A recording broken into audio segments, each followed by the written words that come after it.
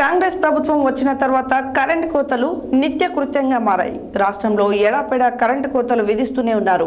ఇప్పటికే రాష్ట్ర మంత్రులు ఎమ్మెల్యేల మీటింగుల్లో కూడా పవర్ కట్స్ చూస్తూనే ఉన్నాం. తాజాగా సూర్యాపేటలో బీఆర్ఎస్ అధినేత కేసీఆర్ ప్రెస్ మీట్లోనూ ఇదే రిపీట్ అయింది.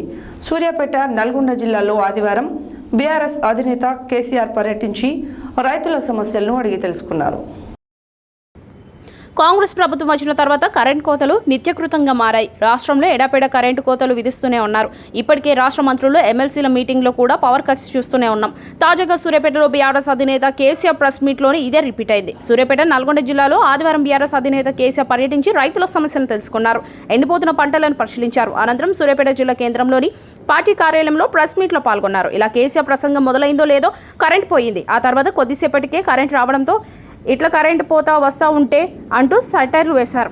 కేసీఆర్ అన్న మాట వినగానే మీడియా మిత్రులు, ప్రజాప్రతినిధులు కూడా వేదిక నవ్వులతో నిండిపోయింది. కరెంటు కోతలను ఇప్పుడు మనం ప్రత్యక్షంగా చూస్తున్నామని కేసీఆర్ అన్నారు. ఆ తర్వాత తన ప్రసంగాన్ని కొనసాగించారు.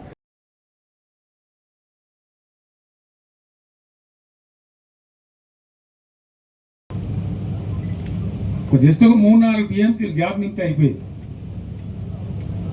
కాళేశ్వరంలో పోయే నీళ్లు కూడా వృధాగా సముద్రానికి వదిలిపెట్టి ఒక చిల్లర డ్రామా కోసం, చీప్ టాక్టిక్స్ కోసం ఏముందన్నా ఏం ప్రపంచం మునిగిపోయినారు. దాన్ని ఏదో ప్రచారం చేసి ప్రపంచం ఉట్టుకపోయినట్టు, భూమండలం అంతా కింది మీద అయినట్టు, దాంట్లో ఎందో జరిగిపోయినట్టు ఒక లంగా కథ పెట్టుకొని మీ అసమర్థతను కప్పించుకోవడానికి చేసినారు. పోయే నీళ్ళని వృధా వదిలిపెట్టినారు. మొన్నటి వరకు విచిత్రం ఏంటంటే మొన్నటి వరకు కూడా 6,000, 7,000, 8,000 క్యూసెక్లు పోయినాయి. సింగిల్ మోటార్ నడిపి కూడా కాలువలు నడిపించచ్చు, నీళ్ళు నడపచ్చు, బ్రహ్మాండంగా నడపండచ్చు. అద్భుతంగా నీళ్ళు ఎత్తే అవకాశం ఉండే. డిసెంబర్లో మంచి నీళ్ళు పోతాయి. వీళ్ళు గవర్నమెంట్కి వచ్చే టైంలో 25,000, 30,000 క్యూసెక్ల నీళ్ళు పోతూ ఉంటాయి. ఏమైంది దాన్ని ఎత్తడానికి నాకు అర్థం కాదు. తీయమా? ఎమర్జెన్సీ ఉంటుంది తీయమా? పైన ఉన్నటువంటి బ్యారేళ్లలో నీళ్ళు ఇంకో తమాషా కోసం వదిలిపెట్టి సిపిఐ వాటర్ పోతే దాని మీద ఫోటోలు తీసి, వీడియోలు తీసి అదే మొత్తం కథమే అయిపోయిందని ఓ లంగా ప్రచారం చేసి ఏమన్నా తోకుంటుందా? నిన్న కూలిపోయిందో బ్రిడ్జి అన్నాం కడతా ఉంటే ఉత్తరప్రదేశ్లో, బీహార్లో జరుగుతుంది. నిర్మాణం చేస్తే దానికి జరుగుతుంది. నాగార్జున సాగర్లో కుంగిపోయింది కుడివైపు బ్యారేజ్, మళ్ళీ పునరుద్ధరించలేదా? చేయలేదా? కడెం ప్రాజెక్ట్ కొట్టుకపోలేదా? ఓవర్ డ్యామ్ అమెరికాలో 4 సార్లు కొట్టుకపోయింది. ఇచ్చిపెట్టిందా వాళ్ళు? పోతే అప్పుడప్పుడు పోతాయి.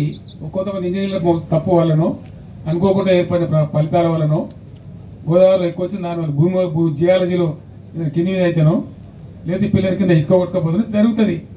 అదే ప్రళయం బద్దలైనట్టు దానికి పెద్ద గందరగోళం పెట్టి అదే ఇక ప్రపంచం అన్నట్టు ఒక చిల్లర రాజకీయ కథ చేసి నీళ్ళు ఇయ్యాల నీళ్ళని వదిలిపెట్టింది మీరు. ఇంకా విచిత్రం ఏందండి, సమ్మక్క బ్యారేజ్కి ఏమైంది?